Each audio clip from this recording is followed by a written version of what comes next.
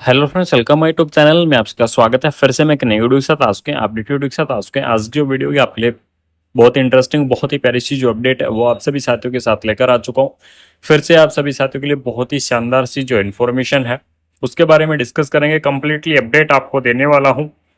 सबसे पहले आपको मैं बता दूं इस वीडियो को स्टार्ट करने से पहले कि आपकी ये जो भर्ती है ये आपकी भर्ती होगी मेरिट के आधार पर, यानी कि इसके अंदर आपका कोई भी कॉम्पिटेटिव जो एग्जाम है वो आपका यहाँ पर नहीं होने वाला है। बिना कोई कॉम्पिटिटिव एग्जाम के मेरिट के आधार पर आपका जो सिलेक्शन है वो आपको देखने को मिल जाएगा।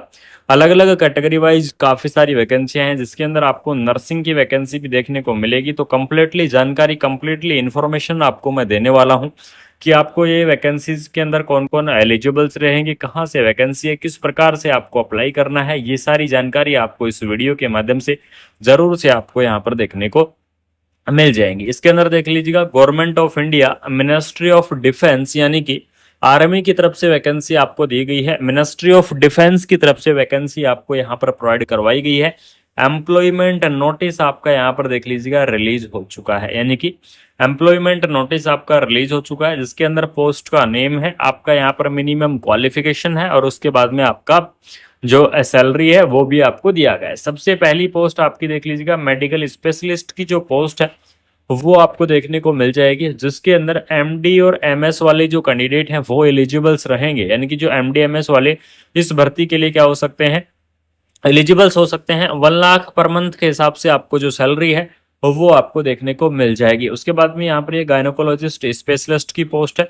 मेडिकल ऑफिसर की इस पोस्ट के लिए एमबीबीएस जो कैंडिडेट्स हैं वो इस वैकेंसीज को अप्लाई करेंगे। मिनिमम आपका 5 ईयर का एक्सपीरियंस होना जरूरी है, यानी कि मेडिकल ऑफिसर की इस पोस्ट के लिए आपका यहाँ पर 5 ईयर जो एक्सपीरियंस है वो आपका जरूर जो होना जरूरी है। 75,000 पर मंथ के आपके यहाँ पर जो सैलरी के रूप में आपको यहाँ पर प्रोवाइड करवाया जाएगा। उसके बाद में यहाँ पर सबसे इंपॉर्टेंट बात कर लेते हैं नर्सिंग असिस्टेंट या फिर स्टाफ नर्स की पोस्ट, क्योंकि आपको गवर्नमेंट ऑफ डिफेंस के अंदर आपको नर्सिंग असिस्टेंट के नाम से ही आपको जो स्टाफ नर्स की पोस्ट है वो आपको देखने को मिलती है। ठीक है, तो इसके अंदर देख लीजिएगा, जीएनएम डिप्लोमा या फिर इससे इक्विवेलेंट वाले जो कैंडिडेट है वो इस वैकेंसीज को क्या करेंगे, अप्लाई करेंगे। यानी कि जो जीएनएम कैंडिडेट है वो इस वैकेंसीज को अप्लाई कर सकते हैं। बीएससी नर्सिंग जो कैंडिडेट है वो इस वैकेंसीज को अप्लाई कर सकते हैं। Post BSc nursing candidate apply करेंगे।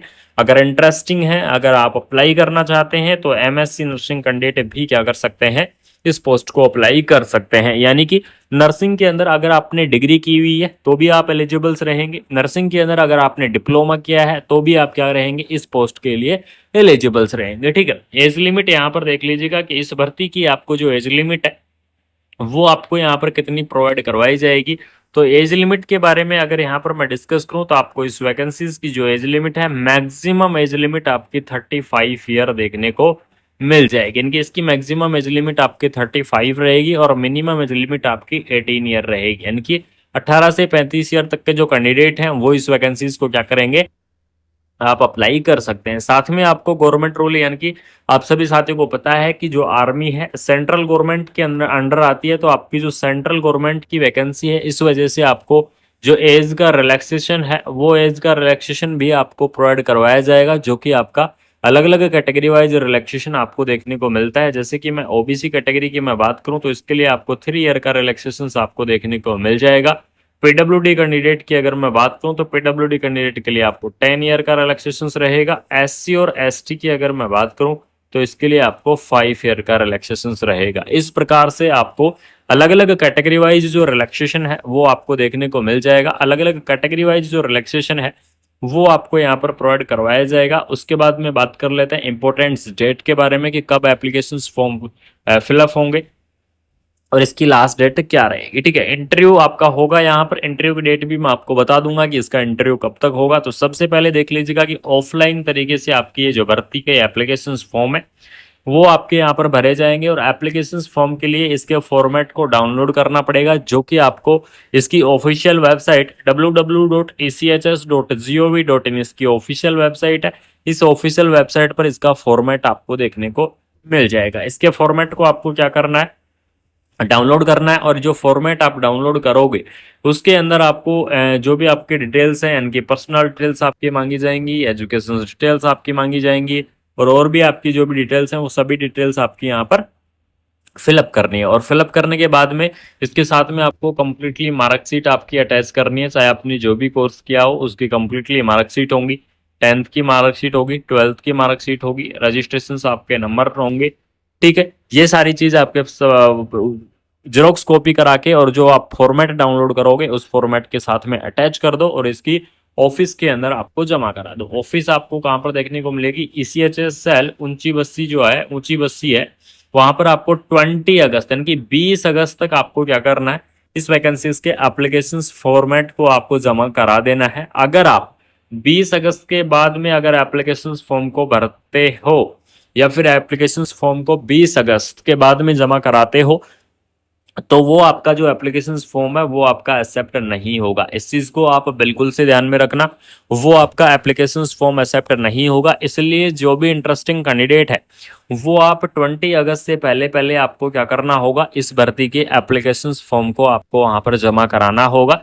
उसके बाद में होता है आपका इंटरव्यू, और इंटरव्यू के लिए अगर मैं यहाँ पर बात करूं तो इंटरव्यू आपको यहाँ पर देखने को मिल जाएगा, देख लीजिएगा, कैंडिडेट मस्ट रीच, इंटरव्यू के लिए आपको 10 AM पहुंचना होगा। सबसे पहले चीज टाइम का ध्यान रखना, 10 AM आपको पहुंचना है और आपको 6 सितंबर यानी कि 6 सितंबर को आपको क्या करना है, 10 AM आपको पहुंच जाना है अपने इंटरव्यू के लिए, क्योंकि वहां पर आपका इंटरव्यू होगा और छोटा सा इंटरव्यू के बाद में आपका डायरेक्टली जो सिलेक्शन है वो आपका सिलेक्शन कर लिया जाएगा।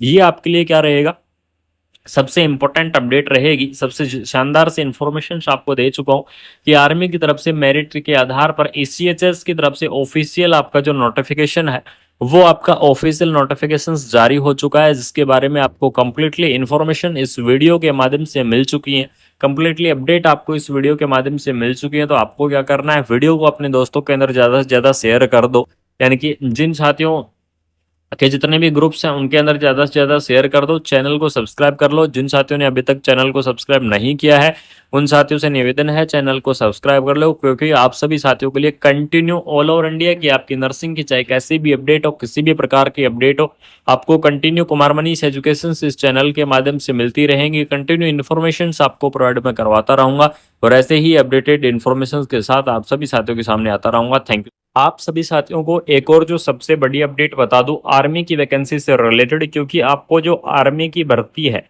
2025 के अंदर CRPF जो कि आपकी डिफेंस की तरफ से आता है, CRPF की तरफ से परमानेंट जो आपकी वैकेंसी है वो वैकेंसी आपके रिलीज की जाएगी। परमानेंट भर्ती आपकी आने वाली है 2025 लास्ट के अंदर। CRPF की जो आपकी 418 प्लस जो पोस्ट थी उससे रिलेटेड एक छोटी सी अपडेट निकल कर आई है, वो अपडेट आपको मैं कंटिन्यू एक डिटेल वीडियो के माध्यम से आपको समझा दूंगा।